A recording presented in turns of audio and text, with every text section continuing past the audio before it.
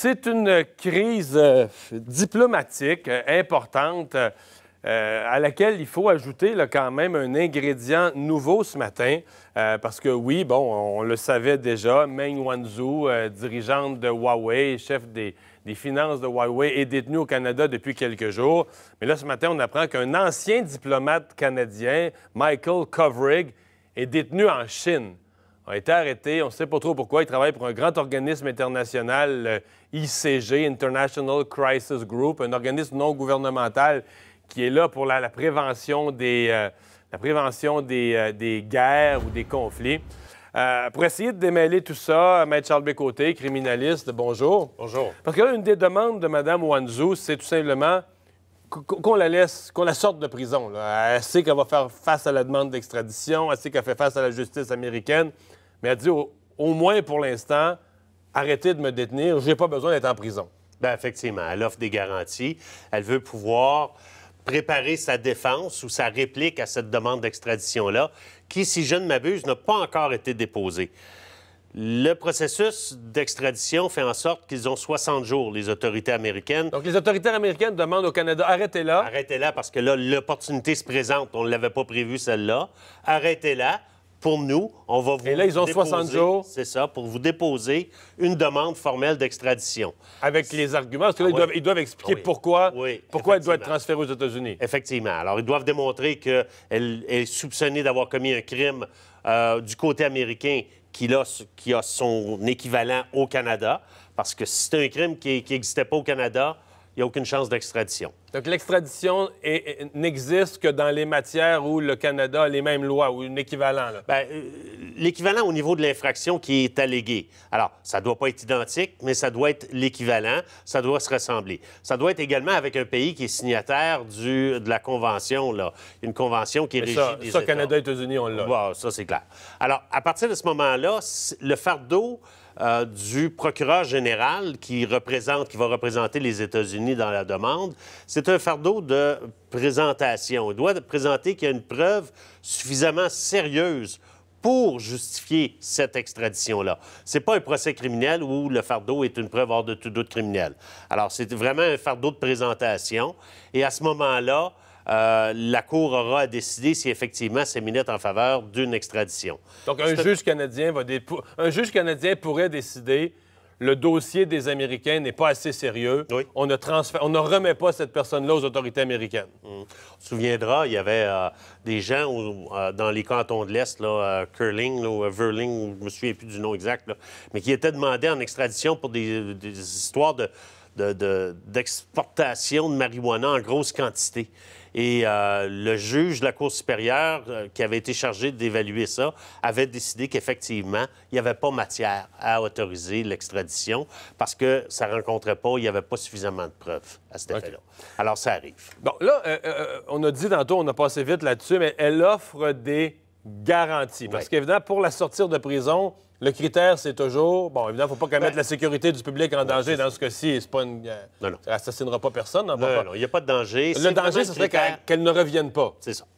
C'est ça. Alors là, elle offre quand même des garanties très sérieuses qui sont intéressantes aussi pour les criminalistes. Pour nous, là, c'est vraiment une cause qui va être intéressante à analyser par la suite, voir ce que les tribunaux vont en faire, parce que les bracelets électroniques, c'est pas la grande mode au Canada. C'est pas encore accepté vraiment sur une base. Il y a quelques cas.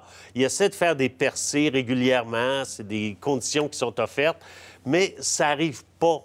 C'est pas encore accepté at large. Si vous me permettez. Mais là, elle l'a. Dis-moi, je serais prête à... Le bracelet. Naturellement, tout ça... Un bracelet, ça veut dire que le bracelet il est branché sur un ordinateur ou au ministère, il saurait en tout temps où est-ce qu'il est. C'est une firme privée qui gère ça, puis qui s'engage naturellement à aviser les autorités dès qu'il y a quelque chose qui cloche. Puis il ne s'enlève pas, ce bracelet-là? Non, c'est l'entreprise qui doit l'enlever. Si on l'enlève, il y a une alarme, ça déclenche une alarme. Alors, c'est prévu justement pour qu'elle soit monitorée là, 24 heures sur 24. Elle offre, en plus d'être supervisée dans ses déplacements par des anciens policiers de la GRC retraités, qu'elle paierait à ses frais pour l'accompagner dans tous ses déplacements. Et donc, même comme si elle se paierait des surveillants. Ben oui, effectivement, parce que pourquoi on assumerait ces coûts-là? Alors, c'est un peu ce que les tribunaux en viennent à la conclusion lorsqu'ils permettent. Plus une caution, on parle de millions de cautions, ben millions oui, de un dollars. dépôt d'1 million, plus en garantie ces deux propriétés en Colombie-Britannique qui totalisent, je pense, 5 millions. C'est sérieux, là. Mais c'est là qu'elle irait vivre. Dans le fond, elle, son oui. but, c'est d'aller vivre dans ces grosses maisons, là. Oui, parce que Plutôt qu'en prison. probablement, son passeport serait saisi. Alors, ce serait une détention, entre guillemets, à domicile, mais elle pourrait quand même se déplacer, bien supervisée. Mais pas en dehors du Canada. Parce qu'elle n'a pas de passeport, qu'est-ce que tu veux faire, là? Bien là, c'est ça. Elle ne pourrait pas se déplacer. Ce sont les Américains qui veulent l'avoir. Elle ne peut pas prendre l'avion.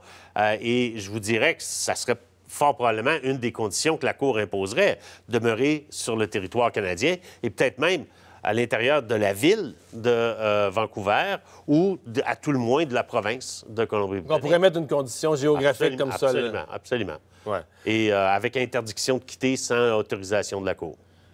Est-ce que ça apparaît, à première vue, pour un criminaliste, est-ce que ça apparaît raisonnable dans les circonstances présentes de la laisser? Oui? Absolument. Moi, je vois pas de problème, surtout compte tenu de la publicité qui a été faite autour de son arrestation, sa détention. Je peux pas concevoir qu'elle réussirait à quitter le Canada sans être remarquée. C'est clair qu'elle va être là pour se défendre. Écoutez, c'est la numéro 2 de l'entreprise.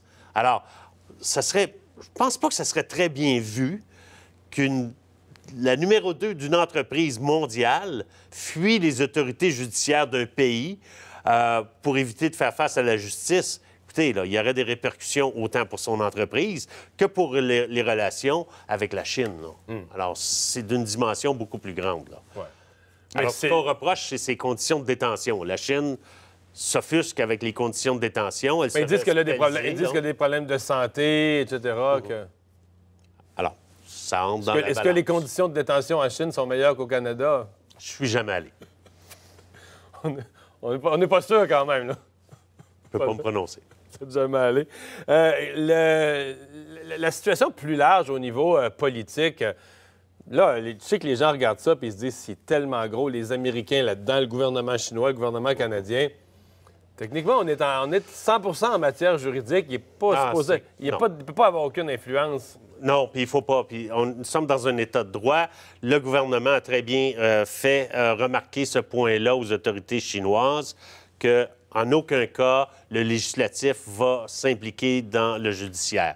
C'est vraiment quelque chose qui est contrôlé par les autorités judiciaires et qui doit rester à ce niveau-là. C'est évident qu'il y a d'autres enjeux qui seront joués éventuellement ou discutés. Mais à ce niveau-là, au niveau du processus de demande d'extradition, effectivement, le gouvernement canadien ne devrait pas intervenir. De côté, merci pour ces explications. Au revoir. On va s'arrêter. On parle des coyotes au retour de la pause. Tout indique qu'à Montréal, la politique est claire. Il faudra cohabiter avec eux.